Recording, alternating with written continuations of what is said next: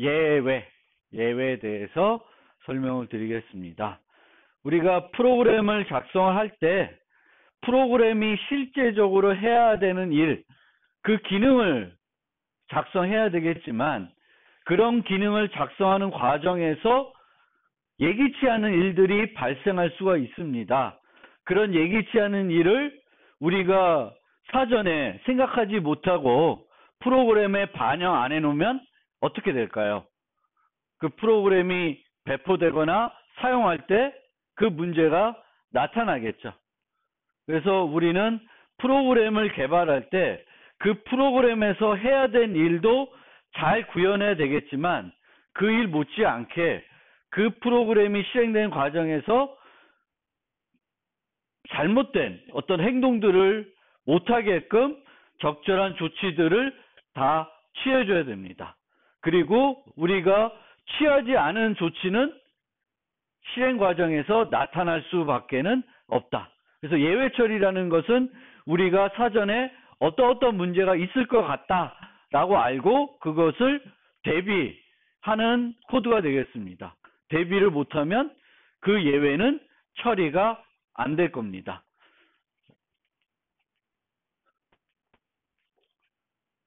그래서 그 얘기입니다. 메소드, 이제 함수를 구현한다.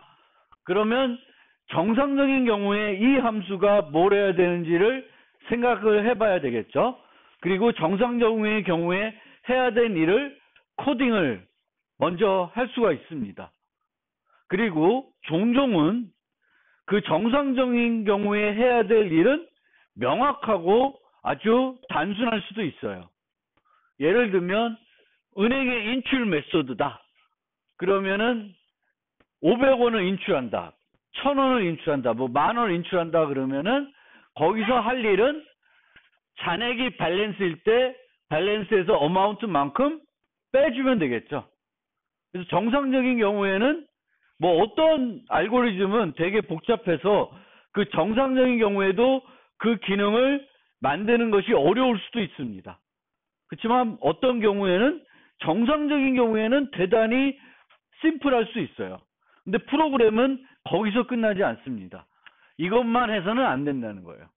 어떤 예외적인 상황이 또 발생했는지 고려한 다음에 이들을 처리할 수 있도록 코드를 넣어줘야 돼요.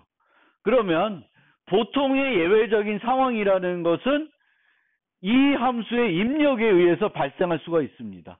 그러니까 인자를 봐야 되겠죠. 이 메소드 인자가 하나야. 그리고 타입이 int야. 그럼 int의 범위를 생각해 봐야 되겠고 어떤 범위의 경우에는 정상적으로 처리할 수 있고 어떤 경우에 정상적으로 처리할 수 없는지를 판단해 줘야 돼요. 그래서 은행의 인출 메소드는 어마운트, 인출하려는 금액이 0이거나 0보다 작으면 안 되겠고 밸런스보다 크면 안 돼요. 그래서 이런 예외적인 생각을 생각해내서 이것을 처리해 줘야 됩니다. 아까 말한 것처럼 발생할 수 있는 예외는 이를 생각해낼 수 있는 것도 프로그래머의 중요한 기술입니다. 여러분들이 익혀야 될 중요한 기술이고 아까 말한 것처럼 생각해내지 못한 예외들은 처리되지 않습니다. 그리고 실행 과정에서 나타나게 돼요. 그러니까 프로그램을 여러분들이 사서 또는 다운받아서 사용하다 보면 죽을 때도 있고 예기치 않은 행동을 할 때도 있어요. 그것은 그 프로그램에서 그 상황을 고려 못하고 만든 거예요. 그러면 그 다음에 그런 것들을 버그 리포트를 하면은 다음 버전에서는 그것을 보완해서 내주겠죠. 그리고 그게 심각한 문제면은 패치 같은 걸 또 제공해 줄 수도 있고. 근데 그런 패치를 제공하는 것보다는 처음에 잘 만드는 게 더 좋겠죠. 소프트의 신뢰도가 떨어지니까. 그리고 뒤에 또 얘기하겠지만 프로그램을 우리가 이 예외 처리할 때는 개발 과정에서 하는 예외 처리랑 배포할 때 하는 예외 처리랑은 조금 목적이 다를 수 있어요. 그러니까 개발 과정에서 예외 처리하는 것은 목적이 발견해가지고 오류를 수정하는 게 목적이에요. 그리고 배포 버전에 있는 예외 처리는 예외를 발견하려고 하는 게 아니라 예외가 발견돼도 프로그램이 죽지 않고 계속 동작하도록 하는 것이 목적이 됩니다. 그러니까 예외 처리라는 건 프로그램을 개발할 때랑 개발을 완료하고 배포할 때랑 들어있는 예외 처리가 같거나 달라져야 돼요. 그래서 그런 거를 좀 생각을 해봅시다. 그래서 예외라는 건 정상적인 경우에는 일어나지 않지만 발생 가능한 문제를 얘기하고요. 아까 얘기한 것처럼 개발하는 과정과 개발 이후의 목적이 좀 다르다. 다르고 예측되지 못한 예외는 처리되지 않아요. 그래도 프로그램에서 노력해야 되는 것은 또한 프로그램이 아무리 잘 만들더라 하더라도 방지할 수 없는 예외들도 존재합니다. 방지할 수 없는 예외. 방지할 수 없는 예외. 예를 들면 뭐가 있을까요? 프로그램을 아무리 잘 짜도 발생할 수 있는 예외. 메모리가 부족한다든가. 컴퓨터가 돌아가는데 그 컴퓨터가 사양이 워낙 낮아요. 그러면은 자기가 기대했던 거하고는 다를 수가 있죠. 또 파일 시스템이 어느 정도 필요한데 그 사용자가 파일 시스템을 거의 꽉 찬 상태로 쓰고 있어요. 그러면 프로그램이 정상적으로 동작 안 할 수 있어요. 저장해야 되는 데이터가 있는데 저장할 공간이 없는 거야. 그래서 프로그램이 아무리 잘 짜놔도 프로그램에서 방지할 수 있는 예외들이 있을 수 있고 없을 수도 있어요. 그런데 그런 경우에도 가장 우리가 목표해야 되는 것은 프로그램이 안 죽게 만들어야 돼요. 안 죽어야 된다. 그래서 우리가 개발된 버전에서는 배포된 버전에서는 만약 예외가 발생하면 사용자에게 지금 문제가 생겼다는 것을 알려줄 수 있어야 되겠고, 더 중요한 거는 현재 작업을 저장해서 다음에 다시 실행하면은 문제가 없도록 해줘야 됩니다. 그리고 우아하게 종료할 수 있어야 돼요. 우아하게 종료하는 게 뭘까? 우아하게 종료한다는 것은 이거는 개발자의 몫이라기보다는 환경의 몫이라고 볼 수도 있어요. 그래서 우아하게 죽는다는 거는 혼자만 죽는 거예요. 시스템에 영향을 안 미치고 그 프로그램만 죽는 것을 우아하게 죽는다고 얘기합니다. 근데 그 프로그램이 죽으면서 오동작을 하면서 시스템 전체를 문제를 만들어 가지고 컴퓨터를 재부팅하게 만든다든지 그러면 우아하게 종료된 게 아닙니다. 옛날에 이런 경우가 많았어요. 초기 운영체제, 윈도우 운영체제 같은 경우에는 한 프로그램 쓰다가 갑자기 블루 스크린이 뜨고 이 블루 스크린은 컴퓨터를 키지 않으면 다시 컴퓨터 동작을 안 했어요. 그거는 프로그램이 우아하게 종료되지 않는 거예요. 근데 그 문제는 프로그램의 문제일 수도 있지만 오히려 더 큰 원인은 뭐에 있냐면 뭐에 있을까? 운영체제가 후져서 그래요. 운영체제가 그런 거를 잘 처리 못 해줘서 그런 겁니다. 그러니까 프로그램이 후져도 운영체제가 잘 관리할 수 있으면은 걔만 잘 메모리에서 제거시키고 다른 프로그램들이 계속 실행하게끔 해줄 수 있는데 운영체제가 똑똑하지 못하면은 프로그램 하나 때문에 시스템이 마비되고 시스템이 마비되면 컴퓨터를 다시 키지 않으면 안 된다 라는 상황이 들어요. 그래서 우리가 프로그래밍 할 때 고려해야 되는 문제는 크게 4종류로 나눌 수도 있어요. 뭐 다른 것도 있겠지만 크게 보면 요 4종류다.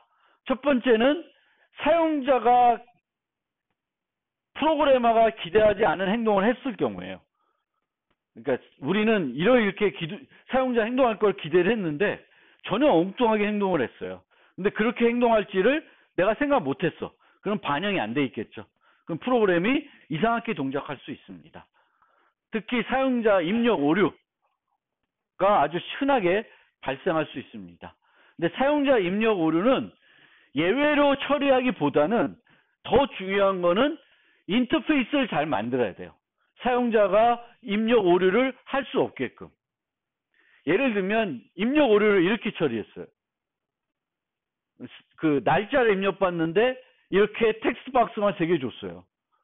그럼 저같이 삐딱한 사람은 여기다가 마이너스 1, 13, 뭐 이상한 값들을 넣는 거예요. 그러면 프로그램이 어떻게 돼요? 제대로 동작 안 하겠죠. 그런데 이렇게 하거나 이렇게 하거나 이렇게 하면 실제 날짜가 틀릴 수는 있지만 전혀 존재하지 않은 날짜가 들어갈 수는 없게 됩니다. 이렇게만 해놓으면 내가 막 뭐 엉뚱하게 해놓을 수 있죠. 그렇죠? 하는데 이렇게 하면 안 된다는 거예요.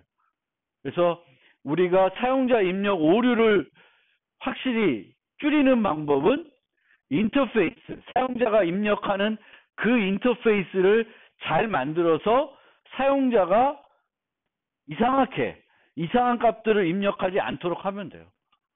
생일을 입력하려는데 그 사람 생일은 며칠인데 다른 거 입력했어. 그런 건 검증하기 어렵죠. 그런 건 검증하기 어려운데 뭐 저처럼 뭐 마이너스 1 넣거나 13 넣거나 막 연도를 막 5,000년 뭐 이렇게 넣으면 그런 경우는 막을 수 있죠. 얘나 같은 경우에는 이거 찾아서 5,000년 가서 클릭하는 게 더 귀찮을 거야. 그렇죠? 이렇게 됩니다. 그래서 그런 거고요. 그 다음에는 장치 오류예요. 장치 오류는 프로그램 잘 짜도 발생할 수밖에 없어요. 예를 들면 프린터의 용지가 부족하다. 얘가 인쇄작을 눌렀는데 프린팅이 안 돼.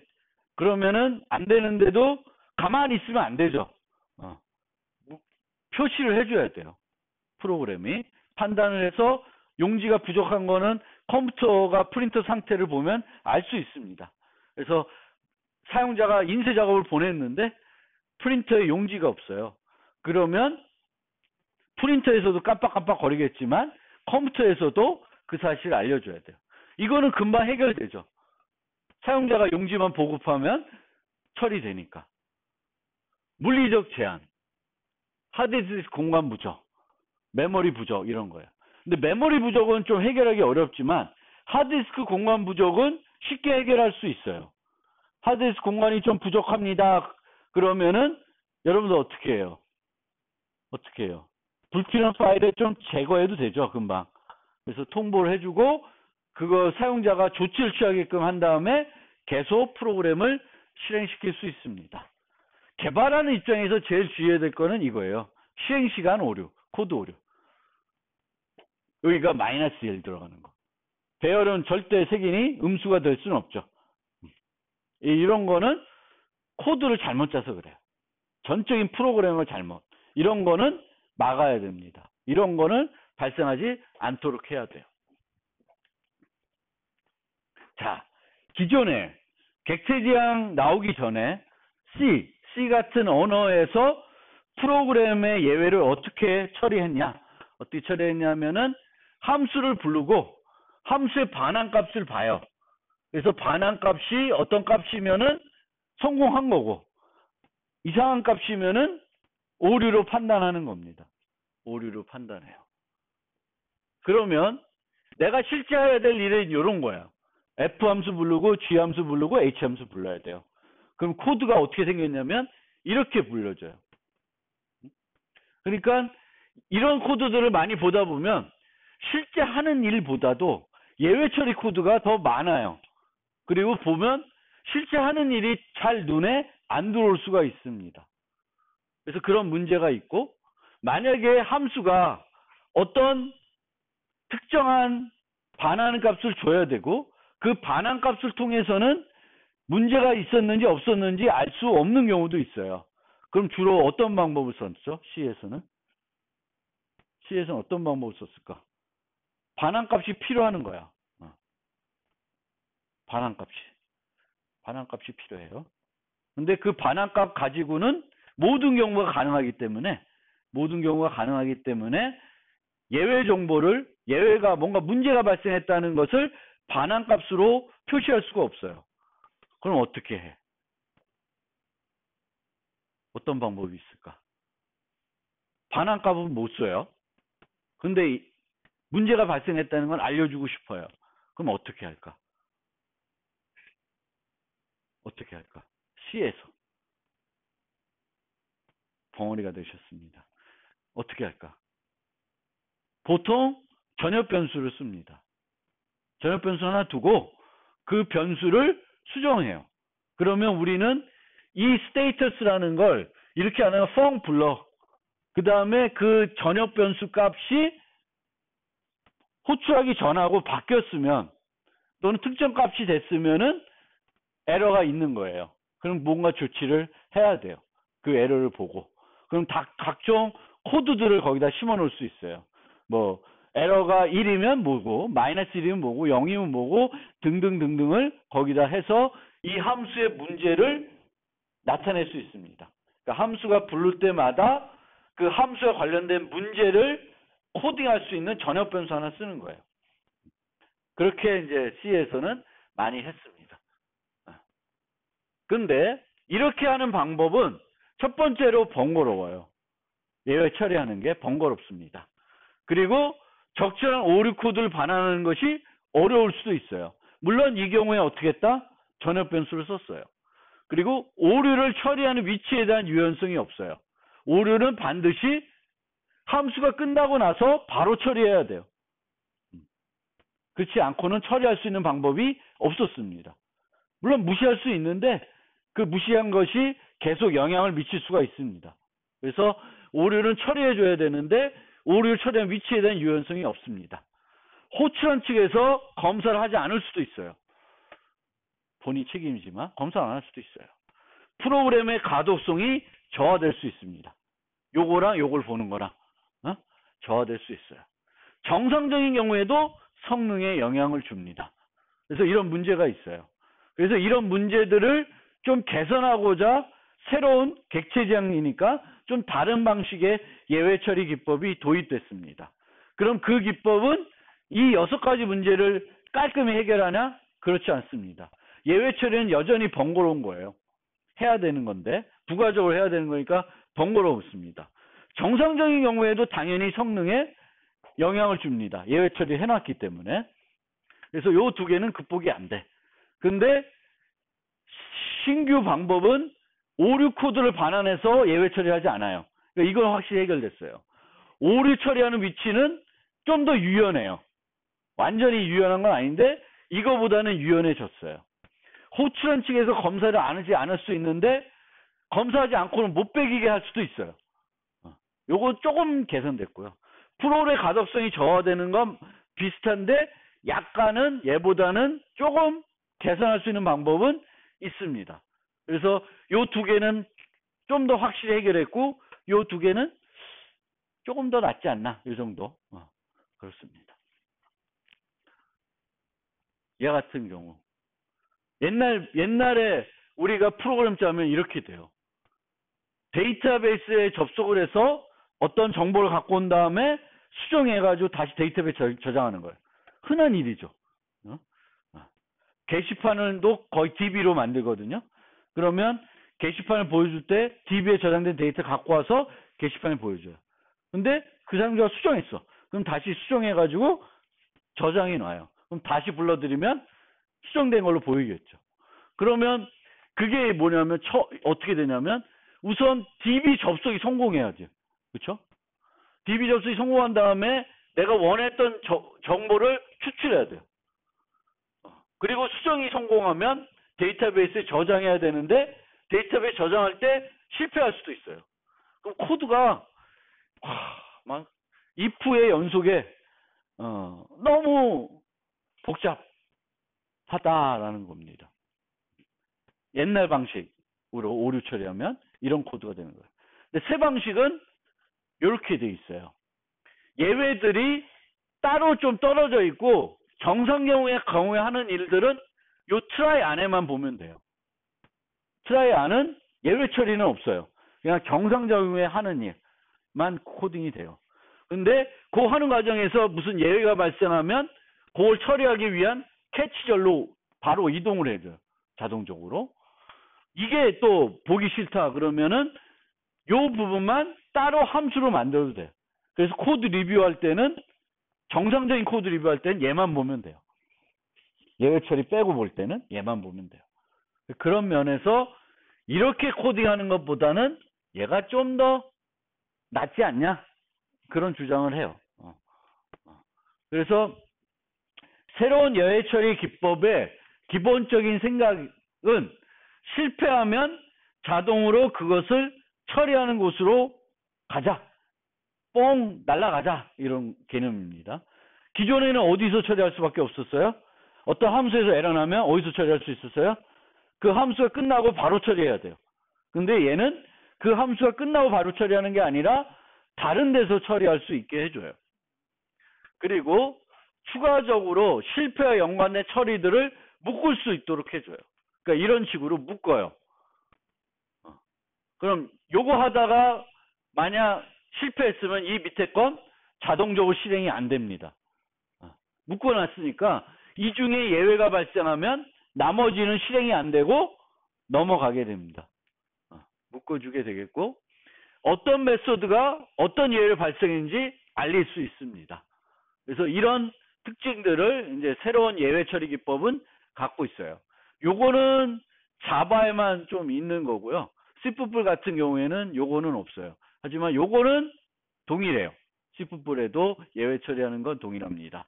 실패하면 자동으로 그것을 처리하는 곳으로 가자. 요 측면에서는 그렇습니다. 그래서 그거를 이렇게 handle exception at a distance.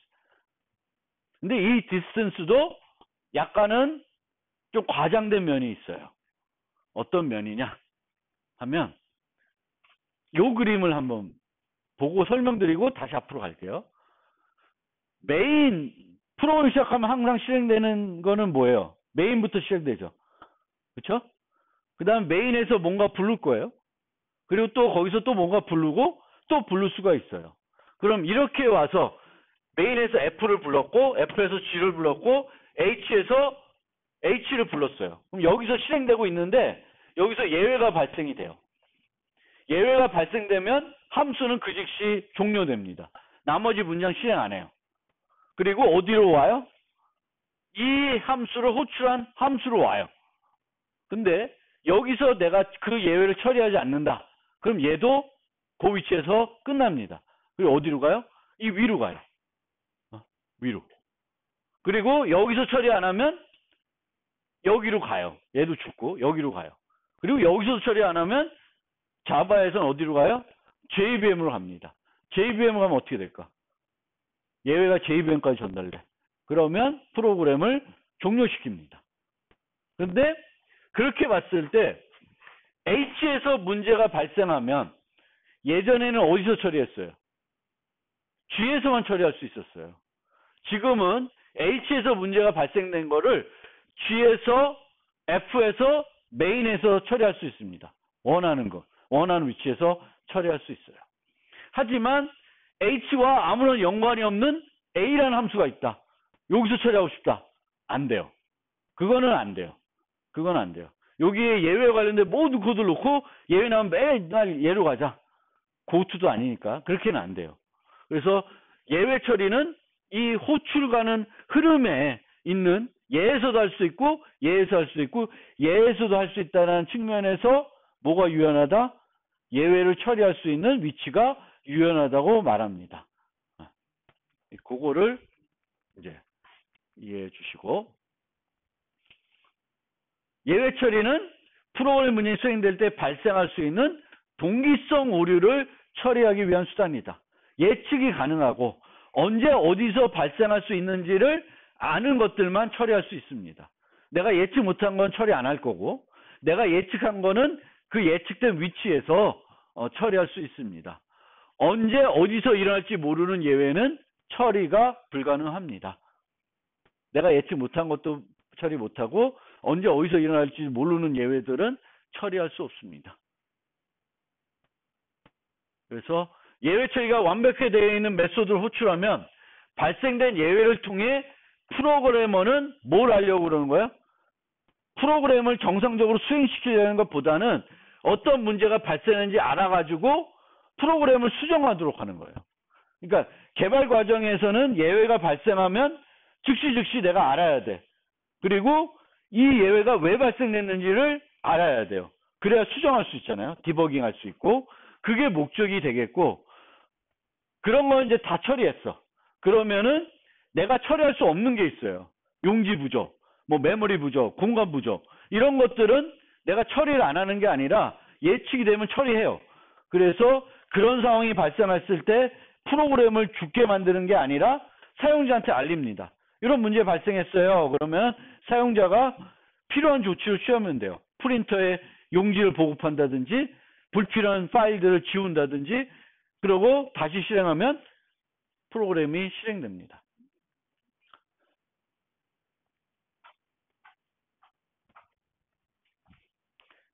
같이 해보실 분은 그 올려놓은 예제 중에 exception이라는 프로젝트를 해보시면 되고요. 그냥 보기만 하실 분은 이 코드를 그냥 봐주시면 돼요. 그래서 여기에 divide by zero test라는 게 있죠. 01. 그럼 x equal 10, y equal 0, g는 0이에요. 근데 g를 뭘로 계산해요? y로 x를 나누죠. 근데 y로 x를 나눌 수 있어요? 없어요? y로 x를 나눌 수 있어요? 없어요? 나눌 수가 없죠. 0 나누기라는 건 존재하지 않습니다. 그러면 이 코드를 실행을 해볼게요. 뭐야, 엉뚱하게 실행됐습니다. 죄송합니다. 실행을 하면 뭐라고 나오냐면은 익셉션이 발생을 했대요. 메인을 실행하는 과정에서. 그리고 여기 나온 게 뭐예요? 어떤 종류의 예외가 발생됐는지를 알려줍니다. 자바 랭의 arithmetic exception이라는 산술 관련된 예외가 발생한 거예요. 산술 계산 관련된. 그 다음에 여기에 문자열이 출력되는데 이게 추가적인 정보를 줘요. 뭐예요? divide by zero. 0 나누기가 이루어졌다. 그럼 어디서 이루어졌냐? 메인의 60줄. 여기를 실행하는 과정에서 예외가 났고 그 다음에 그 60줄에서는 어디로 갔어요?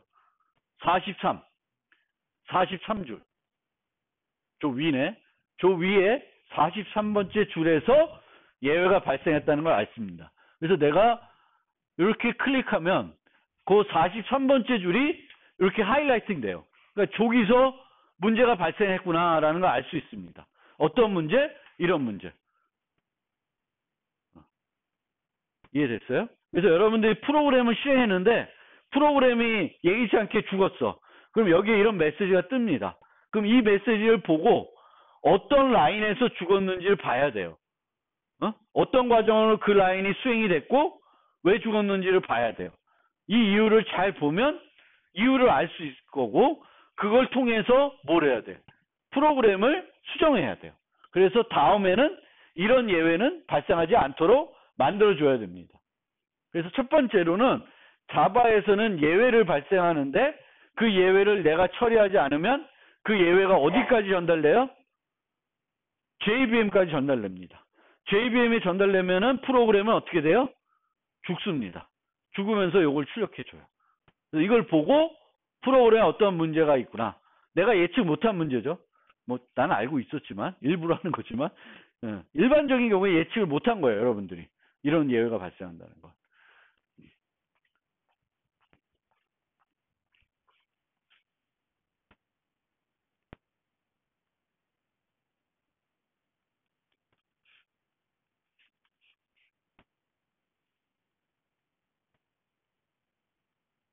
이 경우도 정수를 입력하라는데 옆에다가 친절하게 1에서 5 사이를 입력하라 그래요. 1에서 5.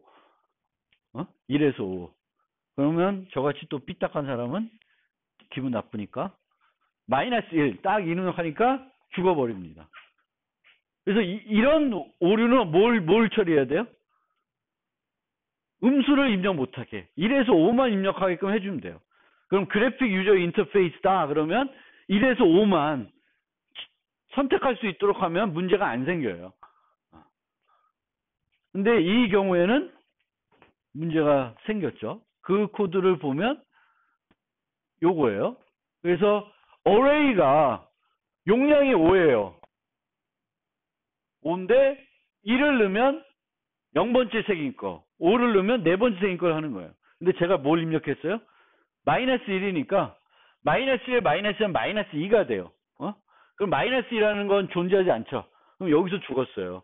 그래서 메인의 62번째 줄에서 예외가 났고 거기서 얘를 불렀어요. array test 01 16번째 줄 여기서 예를 놨는데 인덱스 값이 뭐다? 마이너스 2를 썼다는 거예요. 아이고 바보. 그리고 out of bound length. 그리고 렌스가 5인데 마이너스 1을 썼다. 이런 정보를 주는 거예요.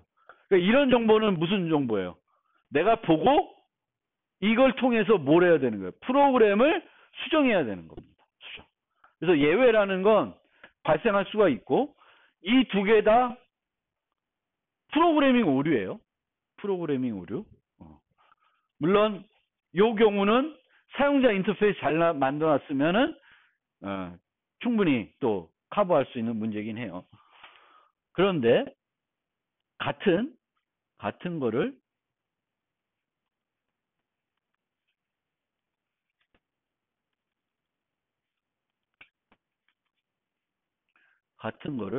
비슷한 거를 이렇게 실행을 하면 프로그램이 중간에서 안 죽고 끝까지 실행이 됩니다.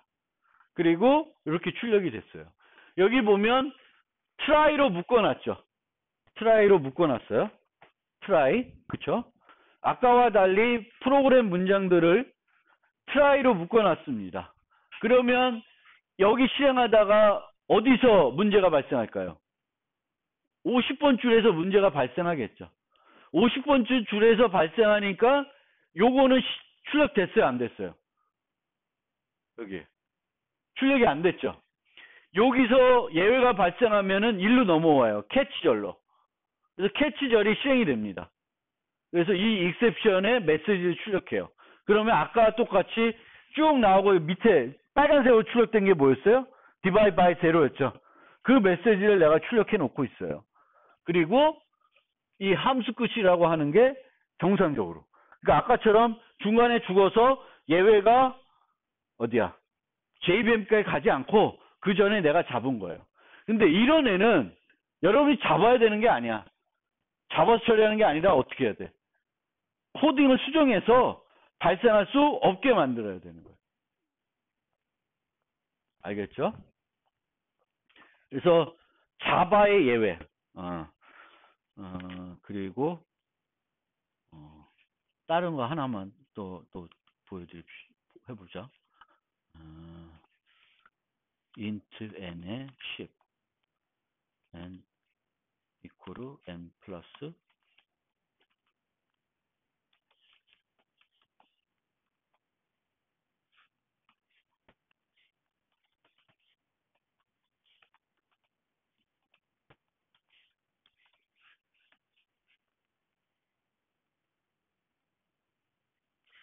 요걸 보면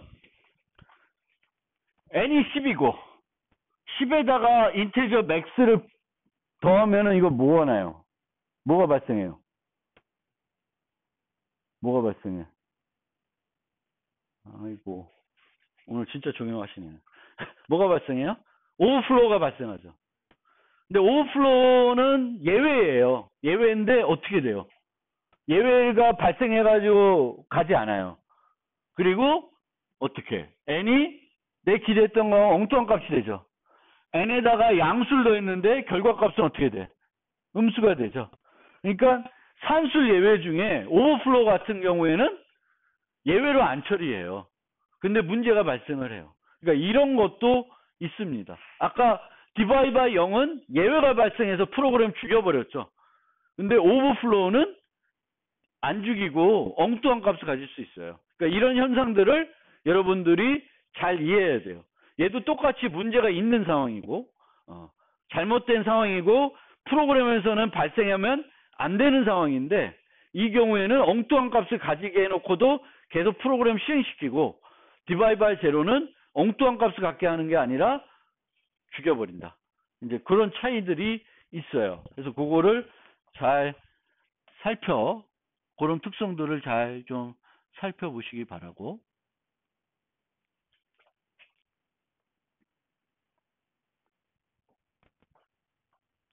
예외를 발생. 예외는 아까 보는 것처럼 0 나누기나 배열색인 오류 이럴 때 내가 발생시킨 건 아니지만 시스템에서 문제가 있는 코드가 실행이 되면 발생시켜줘요. 그런데 아까 보신 것처럼 문제가 있는 코드지만 발생을 안 시켜주는 그런 예외도 있습니다. 그러니까 어떤 예외들은 시스템에서 발생시켜주고 어떤 예외들은 시스템에 발생 안 시키는지를 여러분들이 잘 알고 있어야 돼요. 정수 오버플로우는 예외를 발생한다 안 한다? 안 한다. 이렇게 알아두시고요.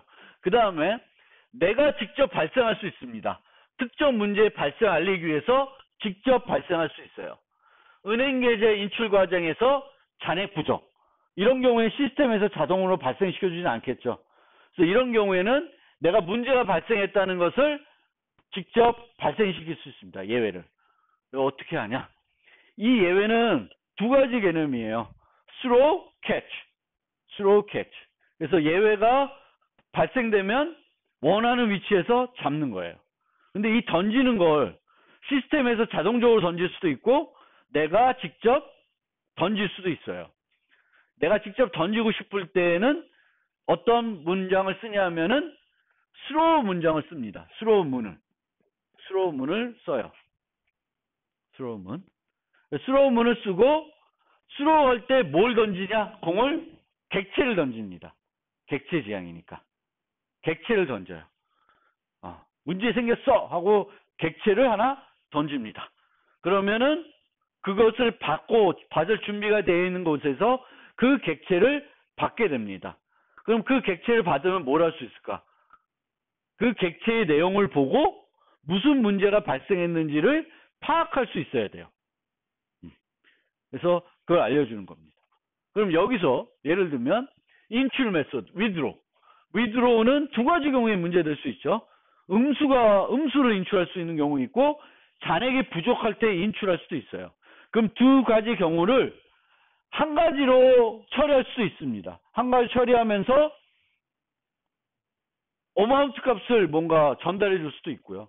근데 보통은 경우들을 나눠서 이 경우와 다른 경우를 좀 구분할 수 있게 해주는 게 일반적입니다. 그래서 이렇게 구분을 하는 거죠. 음수나 0 인출은 illegal argument exception이라는 걸 쓰고 어마운트가 밸런스보다 큰 경우에는 efficient fund exception이라는 걸 써요. 그래서 던진다. 이런 문제가 없으면 정상적인 경우를 하는 거예요. 그럼 이렇게 코딩해 놓으면 문제 있는 코드가 실행되면은 프로그램이 어떻게 되겠어요? 죽겠죠? 내가 그걸 잡지 않으면 죽을 거예요.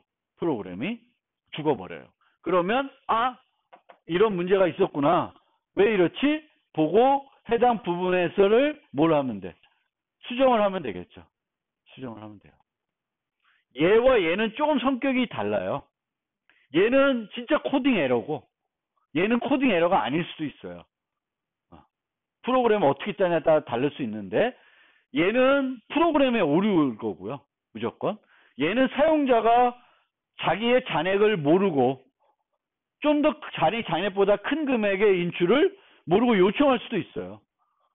그래서 그런 거를 파악해가지고 사용자한테 당신 금액이 부족합니다. 인출할 수가 없습니다. 라고 알려주고 프로그램 죽일 필요는 없겠죠. 그래서 요거는 나중에 배포했을 때 그냥 남아있을 수 있어요. 근데 얘는 배포할 때는 제거할 수도 있습니다. 절대 이제 프로그램에서 여기에 마이너스 들어온다는 거는 어때요? 프로그램의 다른 부분에서 위드롤 호출할 때 0이나 마이너스 줬다는 거죠. 근데 그런 부분들을 다 수정해가지고 절대 0이나 마이너스 안 주게끔 만들어 놓으면 얘는 필요 없죠. 그렇죠? 필요 없어요. 그래서 지금은 개발 과정이라 치면 이렇게 나눠서 문제를 발생시키고 문제가 발생되면 코드를 수정해서 얘네들 발생 안 되게끔 만들어줘야 되는 겁니다. 그게 이제 throw예요. throw. 그리고 요 메시지들은 아까 divide by zero 했죠. 그럴 때 출력되는 메시지가 요거예요. 그럼 요걸 보고 어떤 문제가 발생했다는 거를 파악할 수 있죠. 그럼 얘가 발생하면 발생된 예외는 insufficient fund exception. 그리고 메시지는 잔액 부족 인출. 근데 얘보다는 좀 더 좋은 정보는 뭘까? 어떤 계좌고 그 계좌가 현재 잔액이 얼마였는데 얼마를 요청했다라는 거를 다 여기다가 계산해서 넣어줄 수 있어요. 그럼 그거를 메시지를 보면 좀 더 문제를 파악하는데 쉽겠죠. 그래서 여기에 들어가는 거는 디버깅 할 때 개발자가 보고 그 문제의 원인을 확실히 알게끔 해주는데 도움 주는 메시지를 쓰게끔 해야 돼요. 구현할 때 여러분들이. 그래서 아까는 이제 이 예외는 여기서 발생하면 어디서 처리할 수 있다? 이 셋 중에 한 곳에 처리할 수 있어요. 이 세 곳에도 처리 안 하면 결국엔 그 예외가 어디까지 전달돼요? JVM까지 전달되고 JVM이 전달되면 JVM은 프로그램을 죽이고 아까와 같은 메시지를 출력해 줍니다. 발생된 예외, 예외에 대한 상세 정보, 발생된 위치 정보를 보내줍니다.